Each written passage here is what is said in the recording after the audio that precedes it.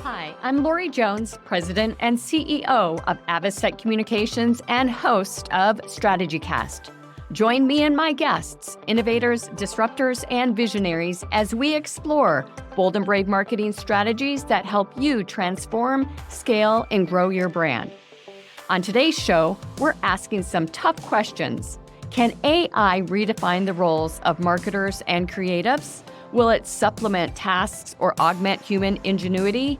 How do we strike the delicate balance between embracing automation while safeguarding the irreplaceable human element that drives true innovation? Join me and my guest, Mike Kaput, Chief Content Officer at Marketing AI Institute, as we unravel the complexities of AI advancement and its implications for business growth. This is an essential listen for leaders eager to navigate the evolving landscape of marketing strategy. And don't forget to check out the most recent issue of the StrategyCast newsletter on StrategyCast.com.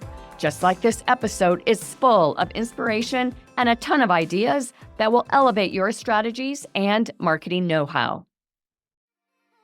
A competitive edge starts with strategy, and strategy starts with knowing how to develop one. StrategyCast is a leading marketing podcast that serves up strategic insights, trends, and tips to help separate your business from the pack. Tune in weekly as host Lori Jones interviews bold marketing leaders who have priceless wisdom and are willing to share. Each episode explores cutting-edge approaches that have proven instrumental in transforming brands into industry trailblazers.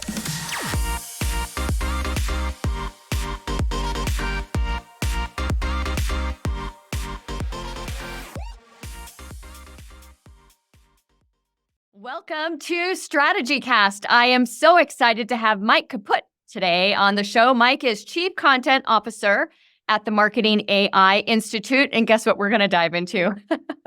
We're going to dive into all things AI. Before we get there, Mike, tell us a little bit about your journey, including Egypt, by the way. And then we're going to go ahead and dive into AI. Sure. Thanks so much, Lori. I really appreciate you having me. Awesome to be on the podcast. I think we've got a pretty exciting thing to talk about today. But yeah, I'm Chief Content Officer at Marketing AI Institute. We're a media education and event company. We help marketers, business people understand, pilot, scale artificial intelligence. We've been doing that since way back, what feels like a lifetime ago. In 2016, we spun out of a marketing agency that our founder and CEO, Paul Raitzer, used to own. So we are marketers and business people at heart. And we have kind of been trying to figure out ever since how to use AI to make ourselves better in our business and in our work. And as for the Egypt connection, I got started in marketing because I started out as a writer, actually, which makes this particular time in AI even more interesting. I studied abroad in Cairo, Egypt, when I was kind of like a political science major, English major, kind of double major at the time, and liked it so much I moved back. I was learning Arabic at the time after I graduated and fell into a couple editing jobs at some magazines in Egypt. So two of Egypt's largest English language magazines, basically became a journalist kind of on the fly for a few years in Egypt. So fell in love with the place, absolutely loved it. And really just started off like falling in love with professional writing and doing that for a living, and then kind of transitioned to marketing when I started working at Paul's agency, where this whole thing spun out of, as a content marketer. So that's kind of my initial entry level into the marketing industry. Well, and here you are today, one of the forethought leaders, you and Paul both, on the impact that AI is having on not just marketing, but I think that you are influencing many industries that use human intellect to make decisions. And I know that your guests tune in from all around the world as well on your own podcast. So congratulations on your background, your success, and just being an influencer for all of us who are navigating a lot of change right now when it comes to AI.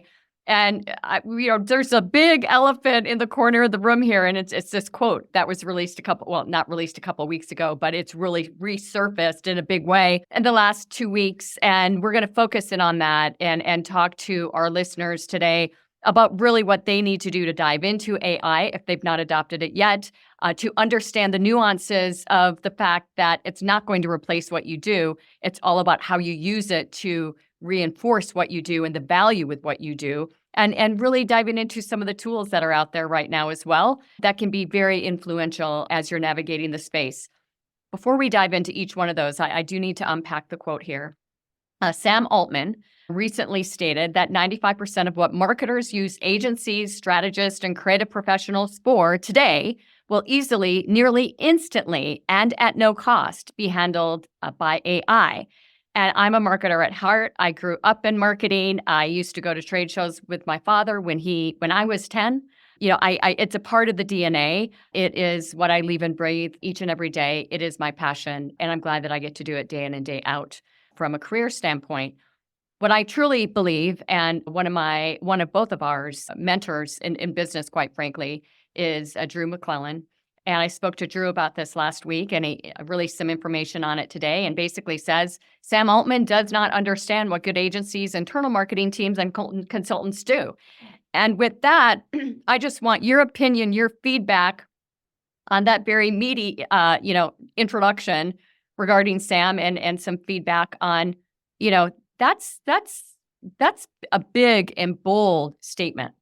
Yeah, it certainly caught our attention. It's kind of a weird story how this quote came about. So we didn't know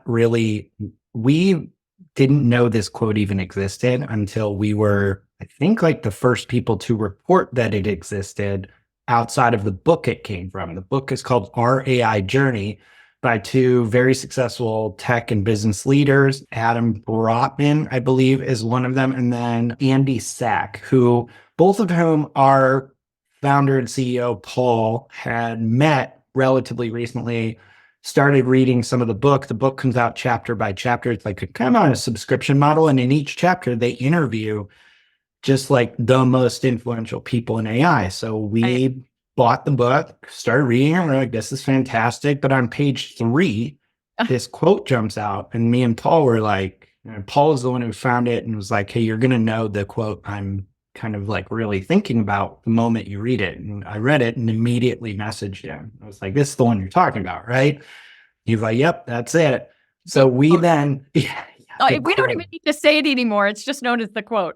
Yeah, no kidding. It really kind of is in our minds. So then, we asked the authors if we could share it because we were like, more people should be talking about this. Sam Altman has not historically been this direct about the impact of AI on certain industries. So we did. It kind of just blew up and really took off. I mean, rightly so. People are very polarized by it. And so I think that, and we're going to talk about this more, I think we have to probably look at this from a number of angles. And the first angle is Sam Altman is a person that sells AI technology, right? So and maybe an anti-marketer too, dare I say. Right. Yeah. We were talking about this before we started recording. There's a very good chance Sam Altman probably doesn't engage a ton with your average marketer, right? So being an engineering and entrepreneurial type, it's very possible he doesn't understand everything that goes into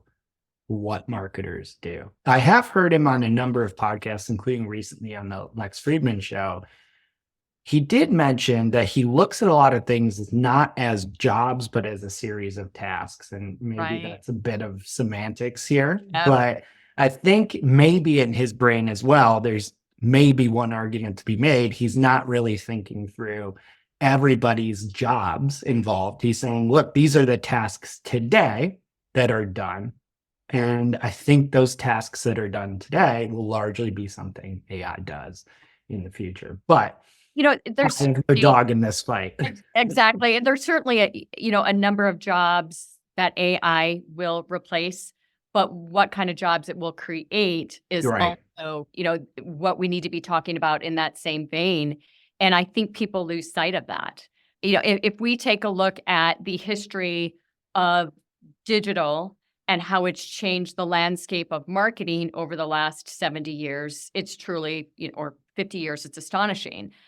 There's this thing called a computer, and I can even say a typewriter that helped us write more quickly get thoughts down on paper more quickly. And then there was this software introduced that was called Quark that people, immediately responded to and said, we aren't going to have writers and designers anymore because you've got now a software that has to do it for you. But it still takes human intellect to get those words down on paper and that design down on paper. And, out of the chute here, I'm just going to, pull the no punches here. With that in mind, and the fact that it takes human intellect to still deliver incredible components of marketing and context and emotion and all those human elements, which you cannot, which a machine right now cannot deliver, what do we have to be worried about? That's a really good question. And I'll give the long answer. The short answer is I'm not sure yet, because on one hand, I 100% agree that we've always seen technological change and disruption. And on a macro level, the world's done pretty well out of that, it seems like. Like, we have increased abundance, wealth, and opportunity in a lot of cases, not remotely anywhere near perfect, but we're probably better off materially as a planet than we were 100 years ago, right? And there's a lot of disruption technologically along the way. So I totally agree. I think we're going to have new jobs, new roles, new ways of creating value, and probably a lot of abundance that comes from AI. But on the other hand, I think we also have to at least consider the fact that the game, in my mind, changes a little bit when we talk about the speed and nature of artificial intelligence. The speed, of course, being a lot of the technological changes we've had have been fast, but have taken a fair amount of time. It's possible. I don't know if it's 100% guaranteed, but I think the trajectory I'm seeing as AI is getting very, very good so very fast that we may not be ready in the short term. Right. I also think the nature of artificial intelligence could be such that we're really talking about knowledge work, right? And knowledge work is the highest type of work. We're not just talking about automating, moving widgets in a factory or something, right?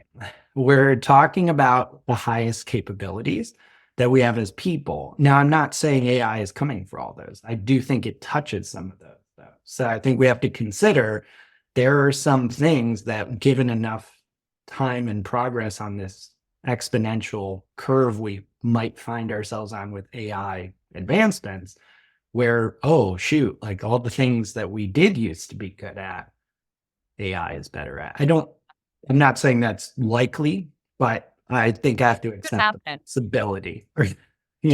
Some of it, I had a conversation with a girlfriend of mine last week regarding, in a lot of areas, people are looking for a very quick fix to solve a problem.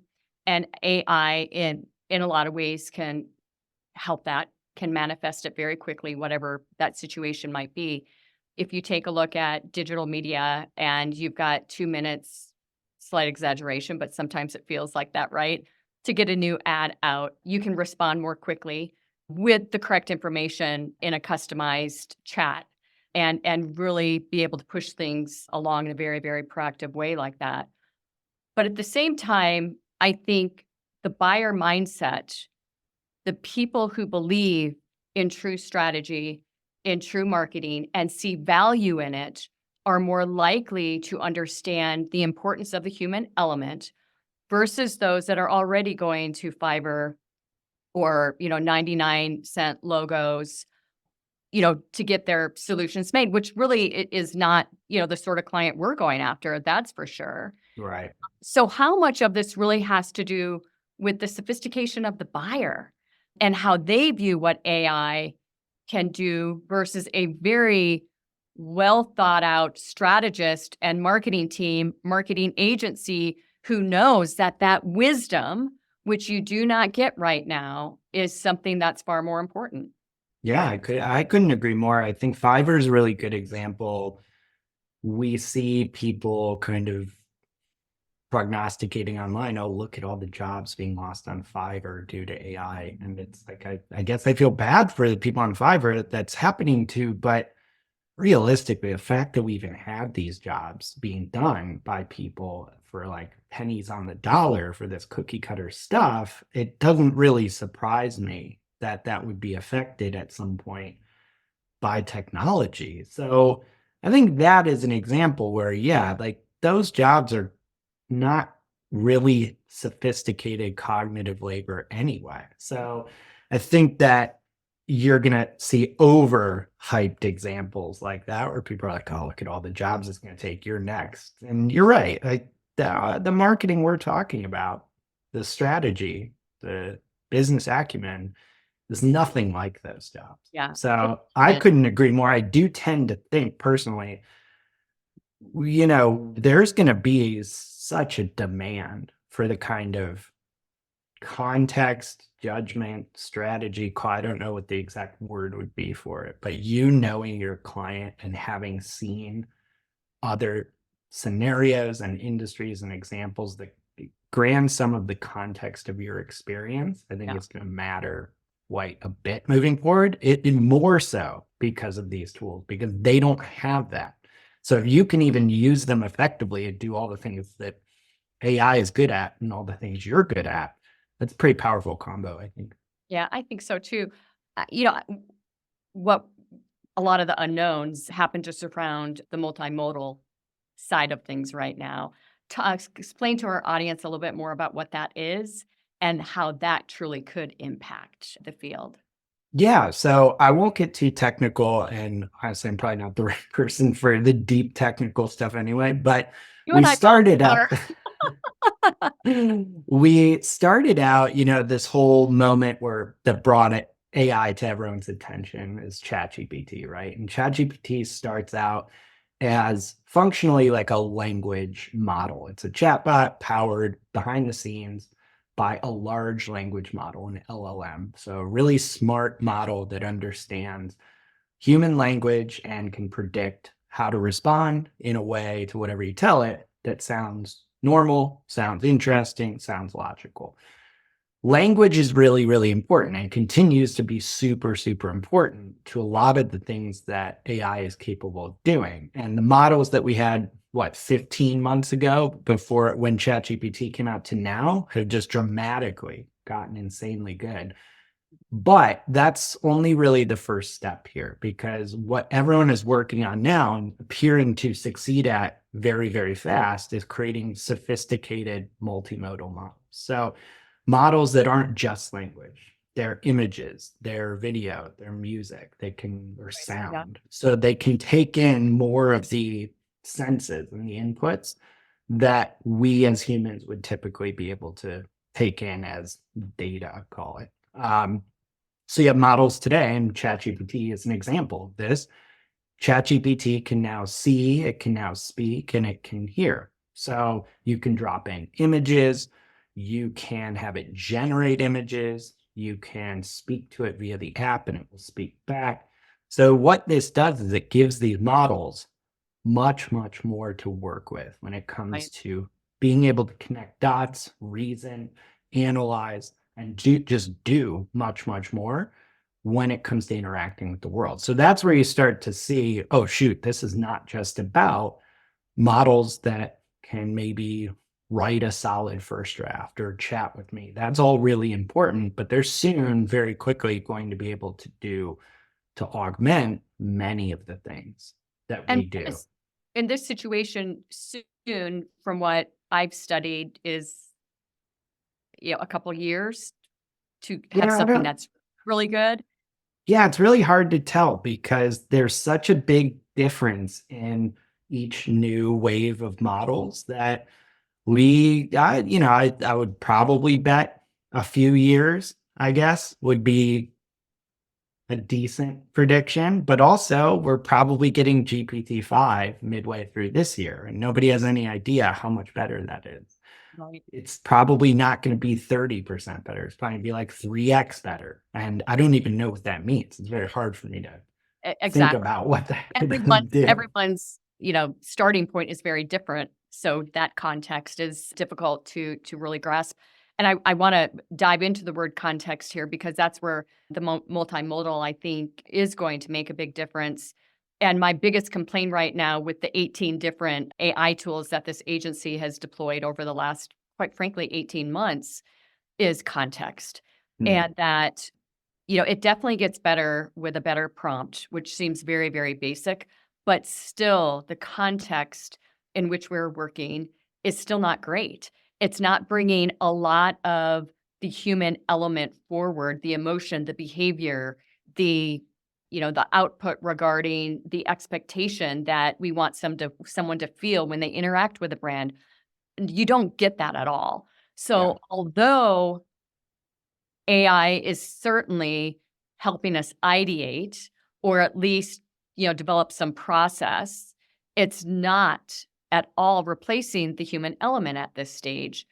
And it ties into some of the wisdom that you'll hear us talk about throughout the show today, but it also ties into the fact that I still can't grasp, as a human being, put my career aside, how a machine is going to feel emotion and output details on something that a human can't do better.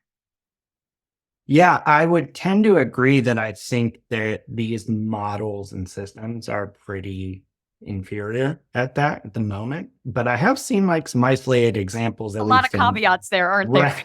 Right. Well, that's the thing. We're all kind of feeling our way in the darkness towards whatever this is, So I don't know if this could be totally wrong, but I think that directionally what we're seeing now is because of all this multimodal input, some of these models are getting pretty good at outputs that people care about. Now, whether you want to say that's real emotion or not, I'm not sure. I don't, these machines obviously are not feeling anything, they're machines. But there are examples of writing that people prefer that AI has created.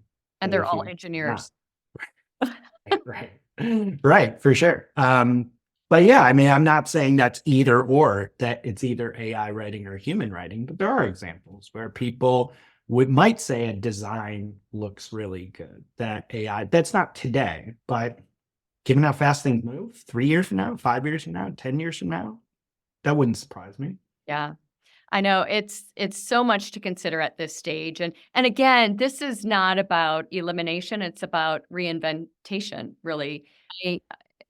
When digital marketing came on the scene, including social media and, Google and SEM and SEO and all these, programmatic, all these areas that a lot of agencies and in-house teams didn't adapt to soon enough, 30% of agencies went out of business during a 10-year time period in the 90s, early 2000s because of it.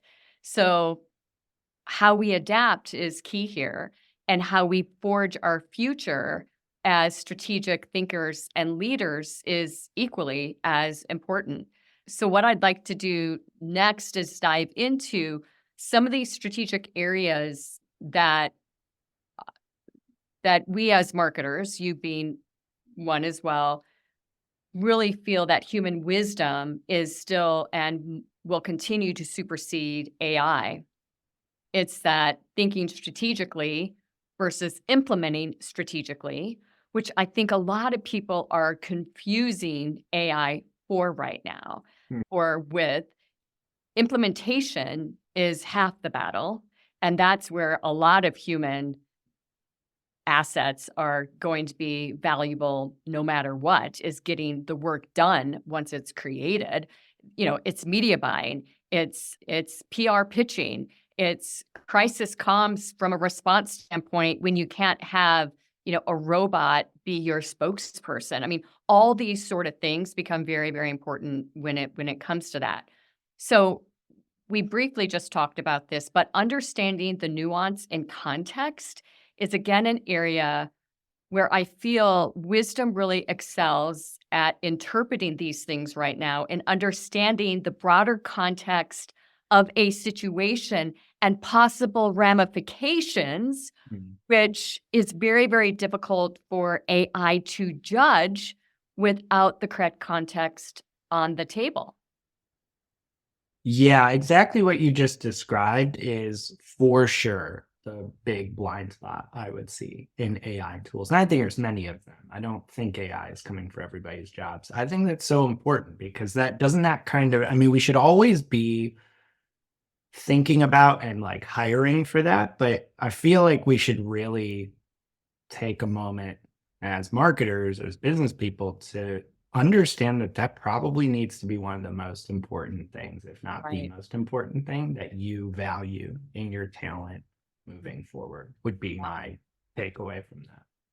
Yeah, I agree. And uh, one thing that I think is very important here as well are the ethical considerations as it relates to the impact on stakeholders involved in a campaign or the moral implications of certain messaging with the different ethnicities, ethnic backgrounds that you might be marketing to and, 36 different languages. And yeah, it can help you get to the table, but understanding the nuance of a word in the United States versus Japan versus, Mexico is something that you can get started with, but not really complete without the human element and opinion and feedback and, context. Yeah, I think that's one of the things now that we're talking about it that, for better or for worse, I can't pretend to know what goes on in Sam Altman's head, right? But what's missing from that kind of off the cuff quote, many things are, but one of the things that really is that I get that we're building tools that can pass all these intelligence benchmarks, and that's important. That's not something we should ignore. But intelligence is not just your raw cognitive output. It's all the things you just mentioned as well. And if I would argue might be probably are more important Right. than sheer intellectual firepower, right? That's you cannot. I don't even know how much you can sometimes train for that, much less how much you could put that in a machine, right? It's so interesting. We have a lot of innovation sessions around the agency, and we use the example a lot about some of the best ideas from a creativity and innovation standpoint happen when you are driving down the road or taking a shower. I mean, your mind shuts off, and that deep intellect allows you to just very quickly, you know, have the idea come to you, and there's the creative concept. And obviously, creativity for those individuals who may not be as creative or don't value creative or again need that campaign done in 2 minutes, Hmm. there's a lot of value with AI. There's no doubt about it.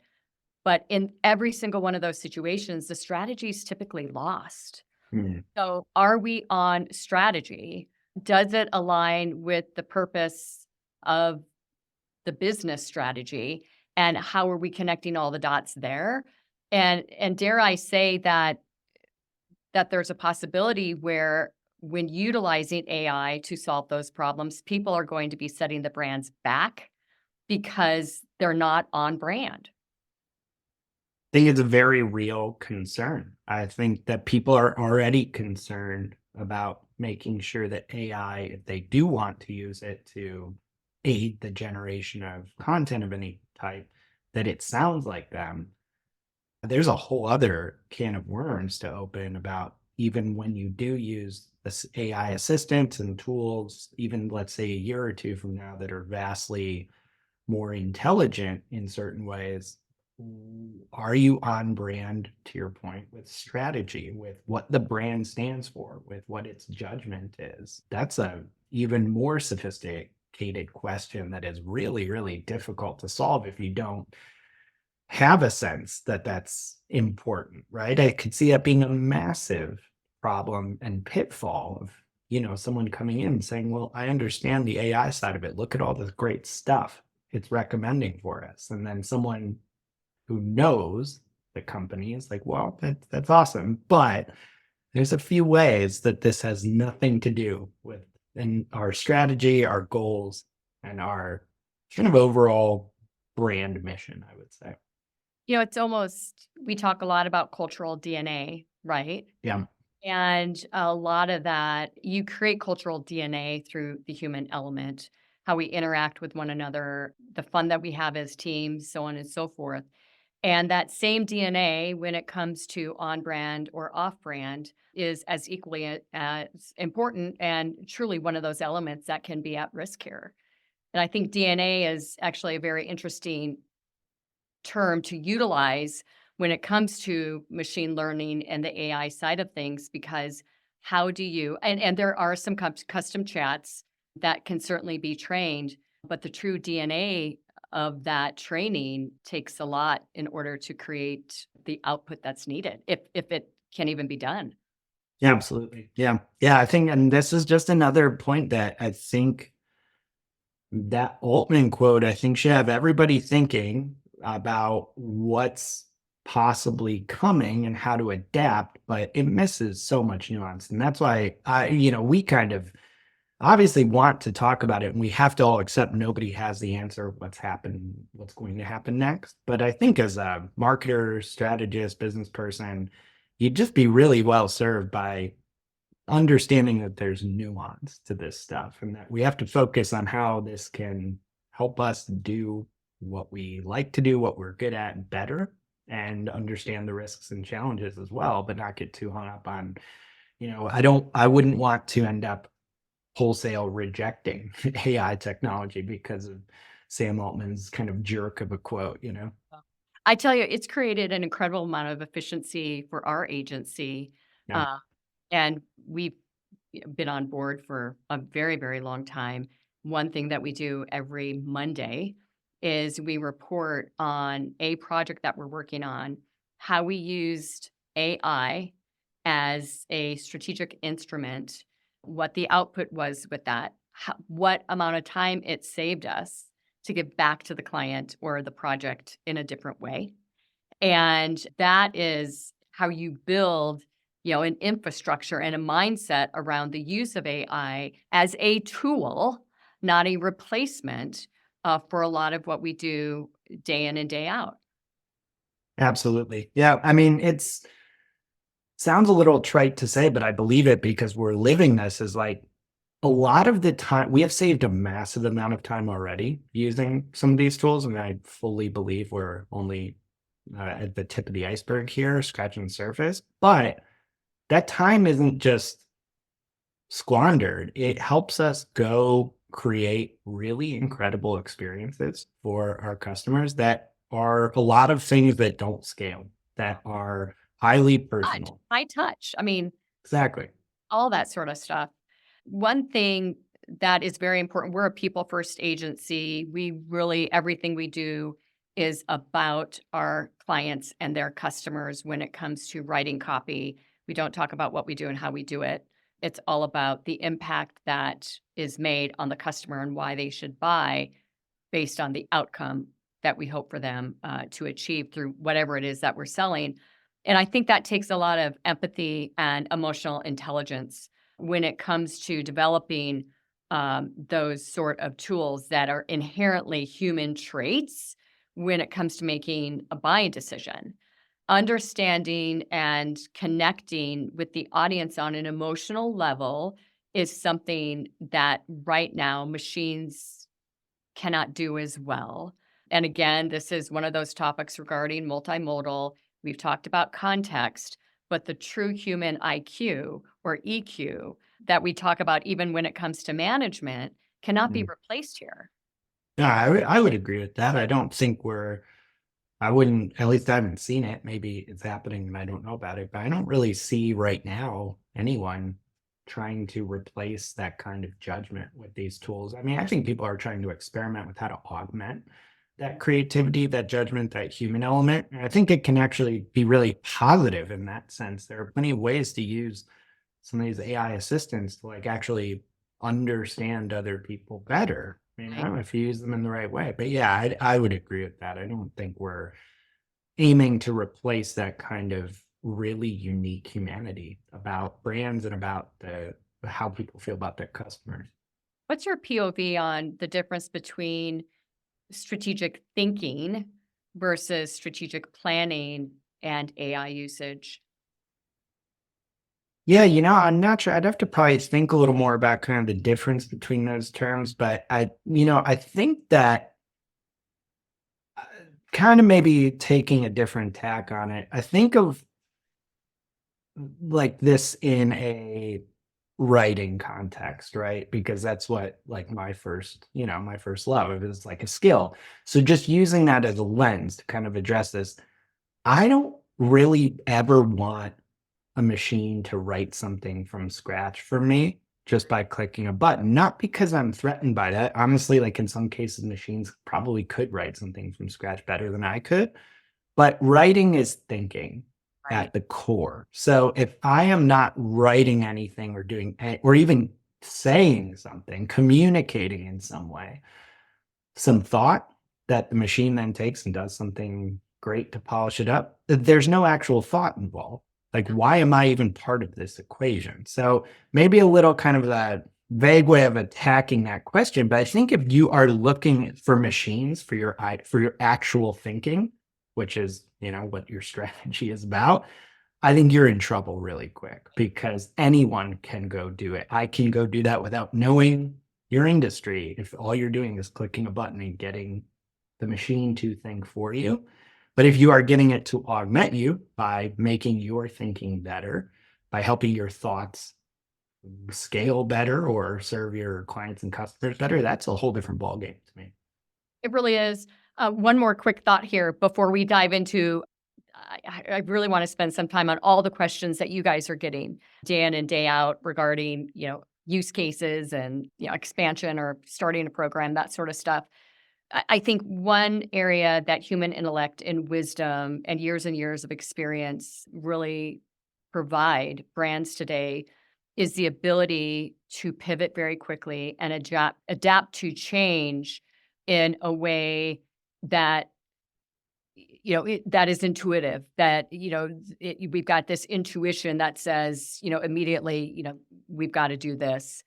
Machines don't have that intuition. Human wisdom is then essential for anticipating the shifts that could happen. Crisis comms being one of those, getting ahead of a PR story, let alone go to market approaches and product marketing and just so many strategic planning, so many different things that really tie into that. What is your feedback regarding, is that something that you really feel the human intellect is still going to win at, or is AI ultimately going to be able, you know, to take over that? I think we have to be kind of even when we say human intellect, it's like this is part of the thing, right? Like I don't even know exactly if I could define that and if I really, just because like the more I think about it, I'm like, oh yeah, okay. Like I think I know what that means. And I start to think about everything that goes into what we do in our work. And I'm like, I don't think this is just straightforward, like being smart at something. So I don't think this is purely intellectual. In fact, the more I go through my career, and maybe it's my experience, is like the more you do and I guess better results you get, the more things become intuition, the more Ah, they become experience, not because you're not getting yeah. smarter.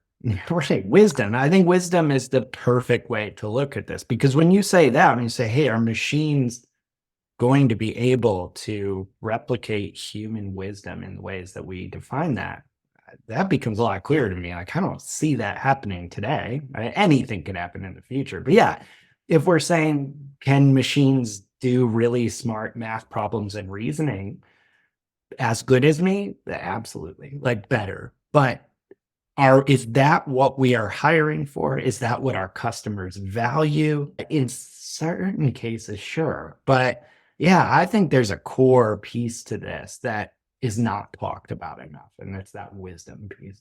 Well, and like with the competitive analysis that the agency does as a part of our strategic analysis, we have been able to really reduce the time for the data input.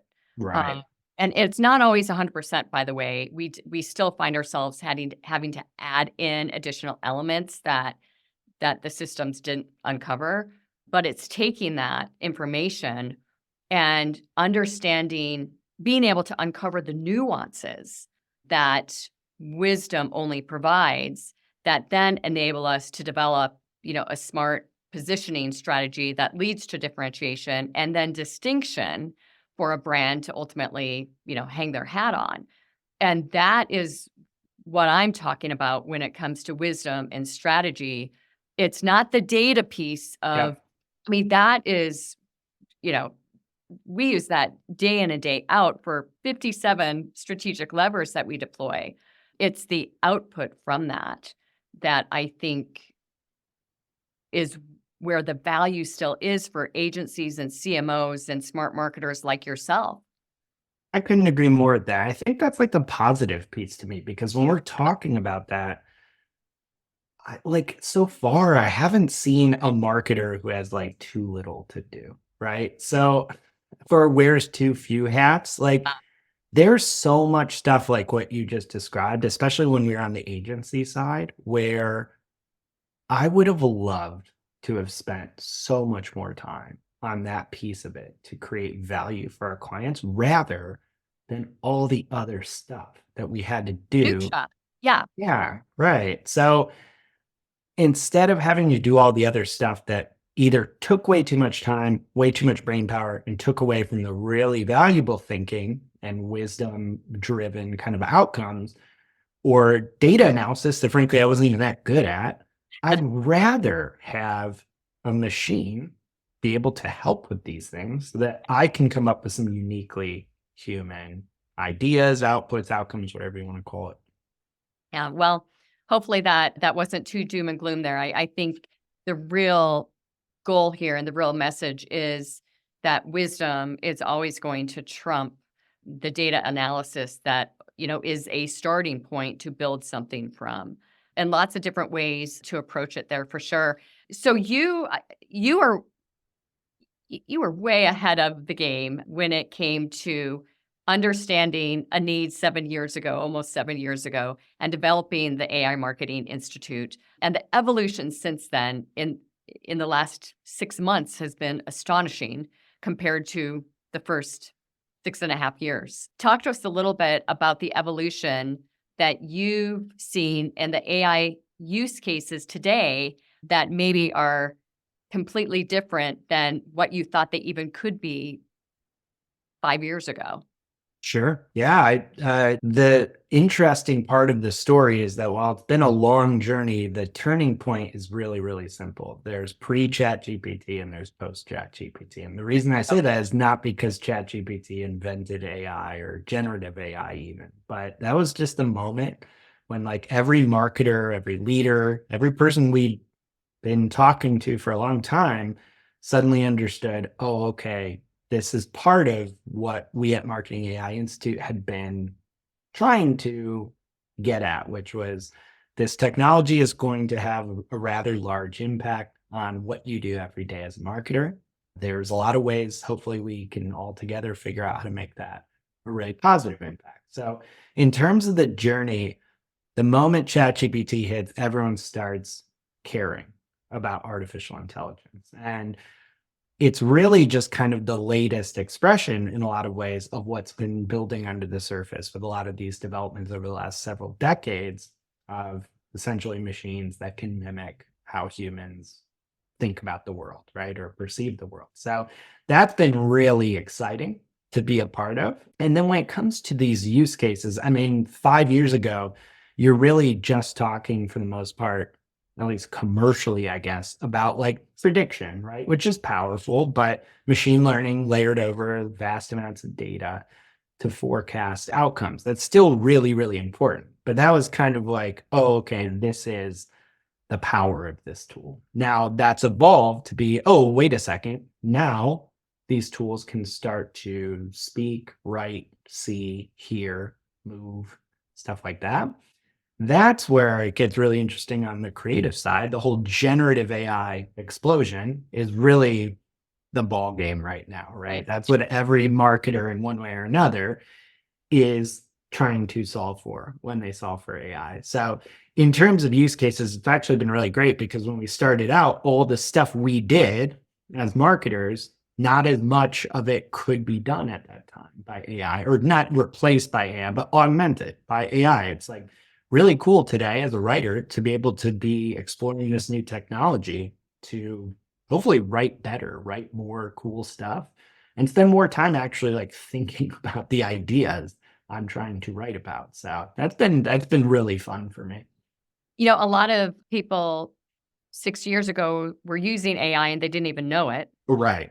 If they're in Facebook and they're placing an ad rather, and they're putting, behavioral information in there, that information that Facebook had for you to be able to deliver that ad to that person at that specific time based on what behavior they were showing was all AI. Yeah. And a lot of people don't understand that it's been used in the industry to benefit products and markets and brands for many, many years. Now it's just at the forefront of output. So I think that's interesting. What are some of one of the big struggles that people have are which tools to use. And I actually had one of our team members who's on our AI council. I had him print out for us our tool sheet. And there's 18 different tools here that we use in content, digital, public relations, and development. And so, like I said, it's ingrained in this agency's DNA, but there are still so many agencies and marketing departments out there, or even consultancies that are just starting to use ChatGPT, Yeah. not really ingrained in their own mindset yet, and they're struggling with it. Yeah, it's such a difficult challenge because there are so many tools coming out literally daily. Like I can't keep up with all of them. I try, but it's kind of like drinking from a fire hose. So you certainly have to be aggressive in how you There's another experiment. segment for you. Each week, you should do a segment on the new AI tools that are out. That would be the entire company. It would take I us know. 800 hours a month to do for sure. It's one of those things where, yeah, to that point, you could literally build an entire business, and people have, around staying on top of that. So I think that's really important. You have to be aggressive in experimenting and researching new tools. But also, I think that a lot of marketers or agencies, and you're far ahead of the curve on this, so would benefit though from like getting really, really good with like one tool. Because even so many marketers, and I get why, try out ChatGPT, mess around with it a little bit, experiment. And you're like, okay, cool, great. It didn't really do exactly what I wanted it to do. And I'm not saying it can do everything you want it to do, but very few, not as many people as I think should, have really turned these things into their, what I might call like their cognitive co-pilot. Right. Like you should have one of these tools, just pick one. Like do not get hyped up on ChatGPT versus Google Gemini versus Claude or whatever. Those are the top three. Pick one of them. I would just pick ChatGPT Plus because it can do a lot of stuff. It may not do it all as well. If you want to experiment with a bunch of others, awesome. Pick one and have it open literally 24/7 in your life, in your work. You will try everything to do with it, have conversations, get better prompts. I mean, that alone can get you pretty far.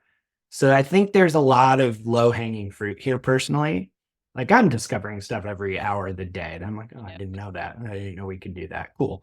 It's not this magic bullet. Like it fails at so many things, but you're not going to know what it's good at unless you're really trying to use it in depth. So I think you can get really, really far just doing that. What's your go-to tool?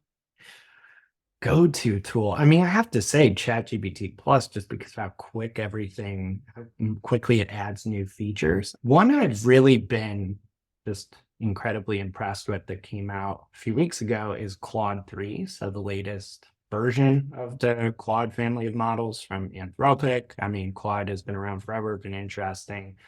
Claude 3 is like mind-blowingly good at writing specifically and learning how to sound like you. I mean, that's been really, really interesting to play around with. It's another thing, and not to get us on a total sidebar at this time because we don't have time, but I basically use chat for everything I do all day long. Yeah. I will, if, we're planning a trip to Europe with my daughters this summer, and I built the itinerary in chat. I need a grocery list for this recipe, and it spits me out the grocery list. I research day in and day out everything on chat now. Yeah. Says all of this would have been done on Google. Yeah. Yeah. Yeah. What's the impact there? Oh, that's a probably $1 trillion question. But yeah, to add to that, another tool I forgot to mention is called Perplexity, which I Oh, really yeah. like. That's kind of the same thing. You just get really good conversational responses that you can then like query further to information you're trying to learn. I can tell you personally, my personal Google usage has gone down 90%. Now, that might just be me. It might just be what I'm doing. I have to believe there are other people like that. And all that needs to happen is for that to go down 20% to have a huge impact on everyone, and us included. This impacts us directly. Well, and ability to sell, really, Yeah. because that is a very, very important SEM and, YouTube, all of it is a very, very important part of, dare I say, at least 90% of all businesses' sales process Yep. out there. So I totally agree. And that could be a totally different show. Oh yeah, I would. Someone could do probably an entire podcast Yeah. series on that. But yeah, I think it probably we're just kind of starting to have some like first draft thoughts about where that could go and what we should do about it. But I think probably having your own audience, as has always been important, is probably something I would get started doing if you do not have that. In a weird way, and this comes from Chris Penn at Trust Insights, who was the first person I heard talking about this. He was like, look, some of these traditional marketing channels might suddenly become a lot more important again. Traditional PR, being mentioned on podcasts, getting mentioned everywhere, because that's what these models learn from. So when someone asks, hey, I'm trying to work on my marketing strategy, I need help in whatever, who should I talk to in the Cleveland, Ohio area? You probably want to be mentioned, because I don't think there's any way to like game that or influence that except for being everywhere.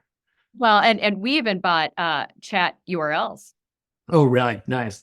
I mean, you don't know where that's going to go, right? I mean, Right. and I mean, it could be, one of the next phases is having URLs with chat on it because of all of the research that people are doing on chat right now. You want to show up.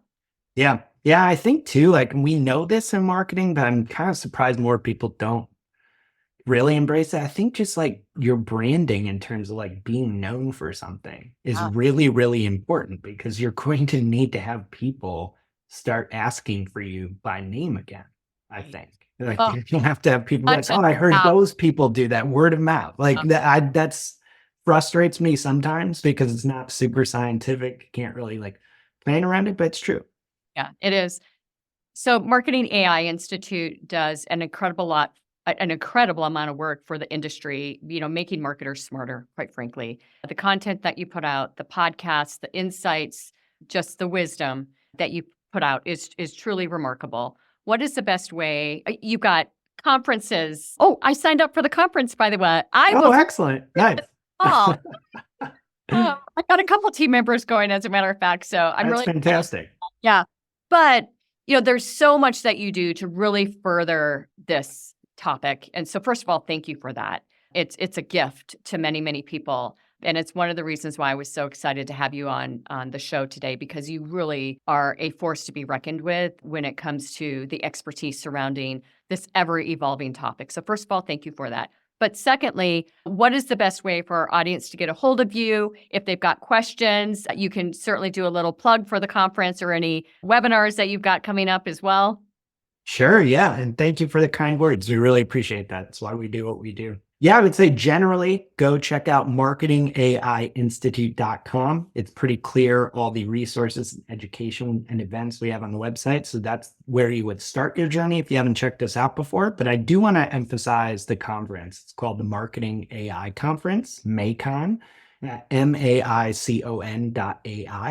We have that every year. And last year, with all the interest in AI, we had more than 700 leaders and marketers and business people from all walks of life.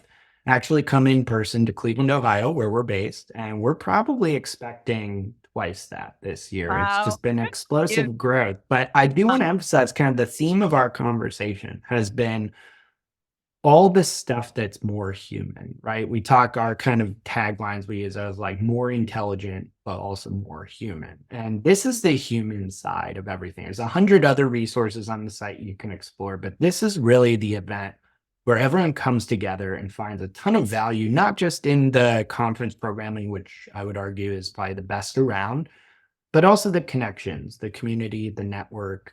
This is not, despite us having a lot of education, this is not something like one company or teacher has solved. We have to do it together. So, and there's a lot of evolving things to navigate together.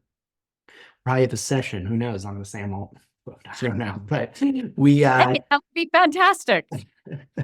so I think it is Not a really tease? more, no, don't quote me on that. I'll get in trouble for that. But I do really think that this kind of thing has never been more important. So coming together, we'd love to see you in Cleveland It's on exciting. September 10th to the 12th. And so yeah, actually in 2 days from now, I don't know when this is going live, but we have a price increase for MAICON, so you can get the best price right now. So go check it out. And please feel free to reach out to me on LinkedIn if you have any questions. I'm most active there.